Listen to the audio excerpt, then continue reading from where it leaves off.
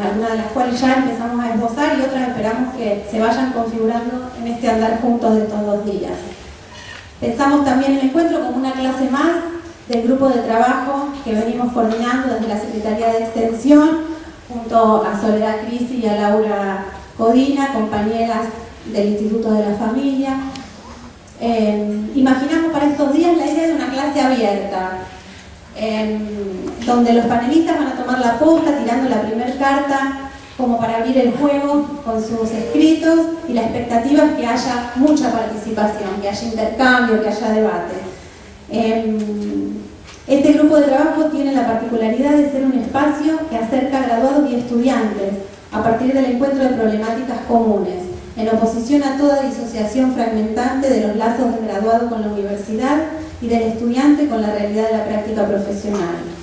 Uno de los criterios que adoptamos en nuestra función docente parte de la crítica de ciertas modalidades de transmisión del psicoanálisis en la universidad, bastante extendidas lamentablemente, que producen una desubjetivación de quienes están en formación, ya sea de grado o de posgrado.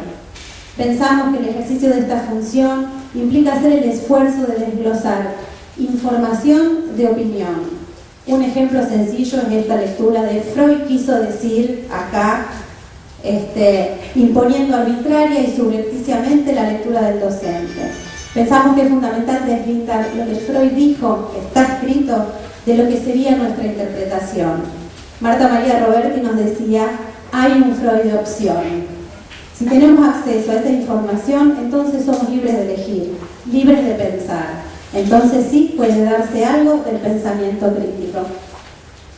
Entendemos la tarea docente también como una situación de encuentro que solo puede suceder saludablemente en un clima de respeto por el otro, condición indispensable para la producción de todo encuentro humanizante.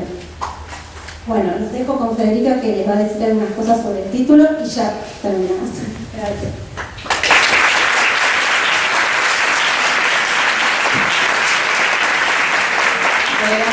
Gracias a todos. Sí, prometemos que ya terminamos, pero tenemos tantas cosas para decir o queremos decir tantas cosas.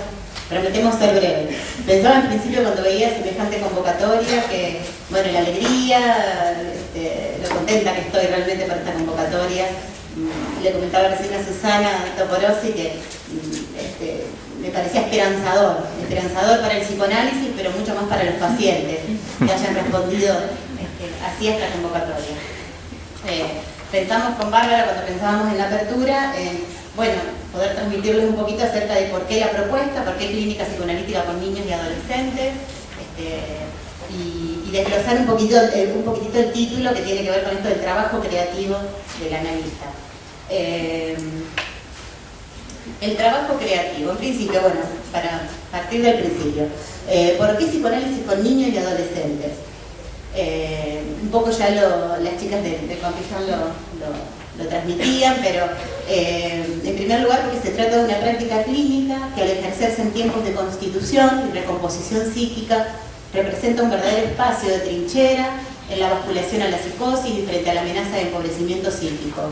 Y en este sentido no podemos dejar de mencionar su inestimable carácter preventivo. Por otro lado, el análisis de niños y adolescentes abusados puede convertirse en una medida profiláctica, idea que podrá verse desarrollada en el panel del día de mañana sobre el tema.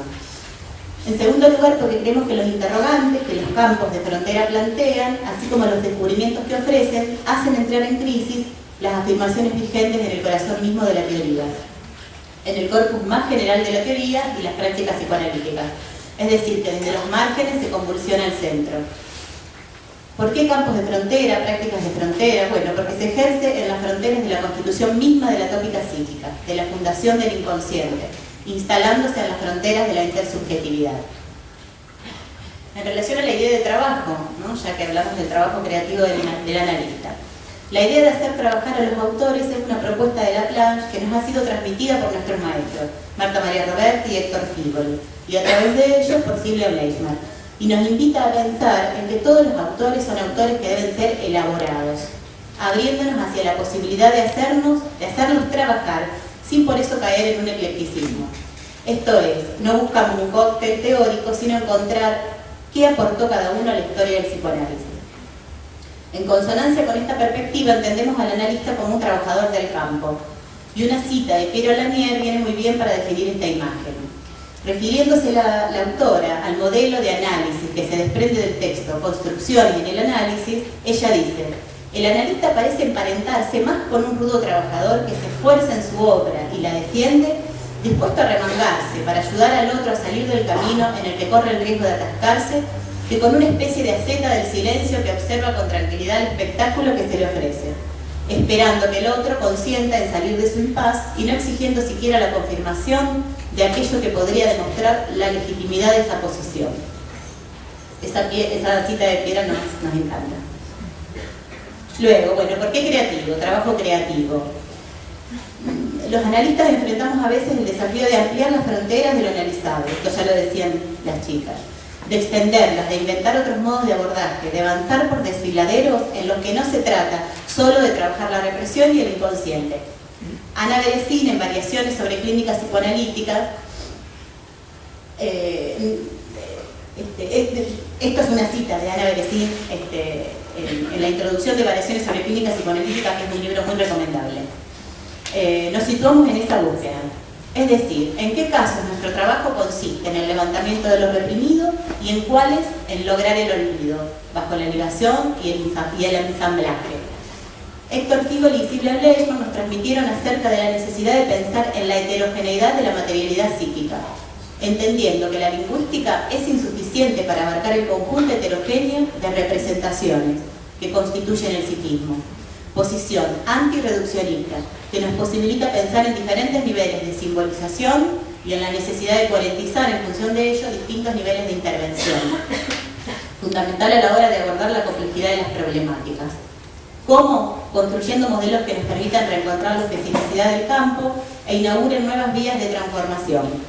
Los desarrollos que vamos a escuchar en el transcurso de este encuentro representan una verdadera puesta en juego del método al servicio de esas exigencias clínicas.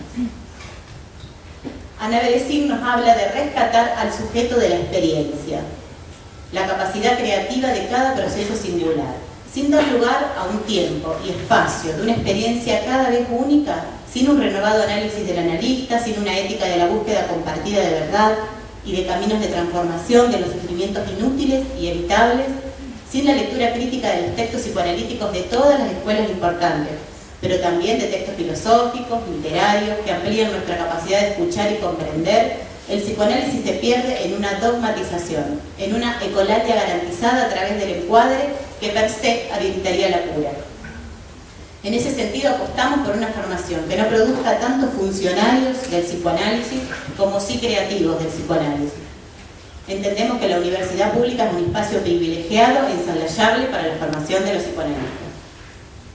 Pensar en el jugar es pensar en el sujeto de la experiencia, es pensar en el sujeto que hace, tanto analista como paciente. Jugar es hacer, dice Winnicott. Jugar es hacer con palabras y acciones. En este encuentro van a escuchar un particular acento puesto en el jugar, y en este sentido se nos hace imprescindible puntualizar que nos interesa el jugar como forma creativa de la simbolización, ya que es de la simbolización y de sus formas que vamos a estar hablando. Y siguiendo, y voy terminando, pero siguiendo en la línea de pensar en nuestro trabajo, creemos que nuestro trabajo debería tratarse de un verdadero desafío a la crueldad, espacio de resistencia a la violencia y no de la intensificación de la misma.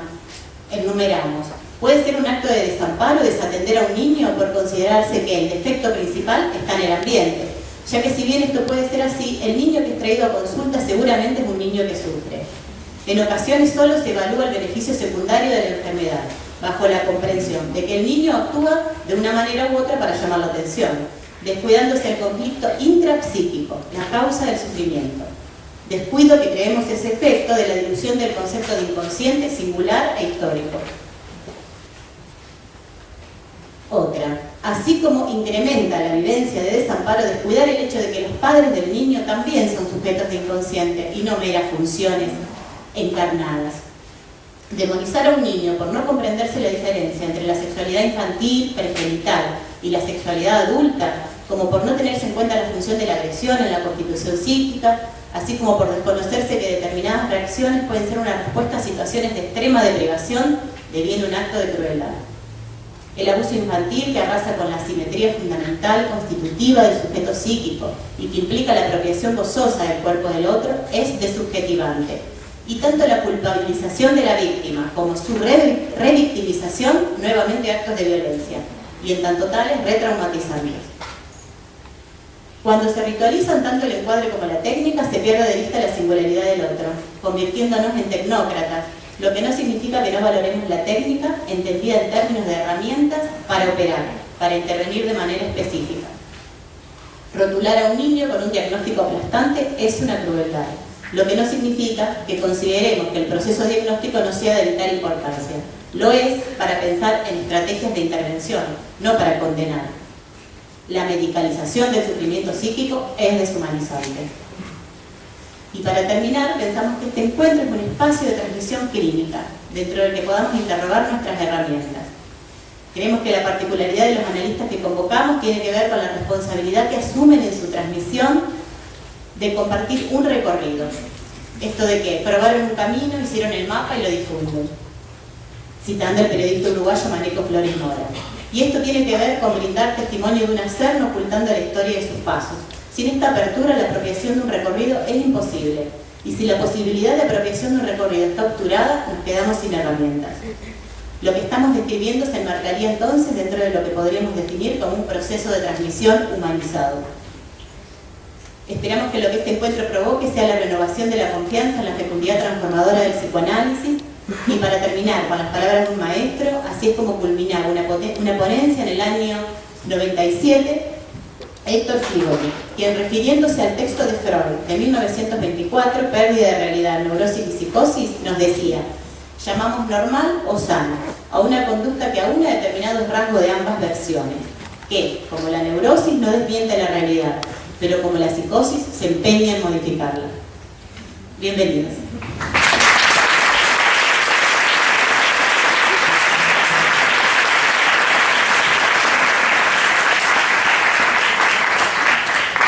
Bueno, vamos a dar comienzo entonces al primer panel.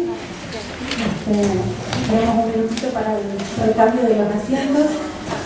Psicoanalista de niños y adolescentes, coordinadora de salud mental y adolescencia del Hospital de Niños Ricardo Gutiérrez de Buenos Aires, investigadora de la Facultad de Psicología de la UBA.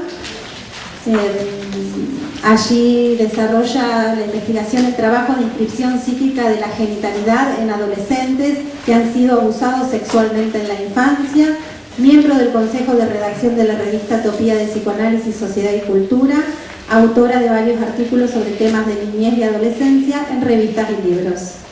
Te escuchamos. Bueno, buenas tardes a todos. Realmente es una gran alegría estar acá después de un trabajo tan impecable que han realizado Bárbara y Federica durante todo este último tiempo, acompañado de su equipo. En nombre de todos nosotros queremos agradecer a Santiago Pampillón, también al Instituto de la Familia y a la Universidad, a la Facultad de Psicología y en particular a todo este equipo que viene trabajando con tanta pasión toda la preparación de este encuentro. Quisiera mínimamente transmitirles que lo que yo voy pensando, escribiendo, tiene que ver con desde dónde, digamos, lo hago, y tiene que ver con mi práctica clínica como psicoanalista en un hospital público, un hospital de niños, en el interior de un equipo interdisciplinario, en el que durante muchos años, desde hace 32 años que existe el servicio de adolescencia y las distintas disciplinas, venimos trabajando en conjunto y logrando una ruptura del modelo médico hegemónico que es habitual en los hospitales, en algunos lugares de los hospitales, y considero que es que es muy importante lo que se puede lograr trabajando en equipo.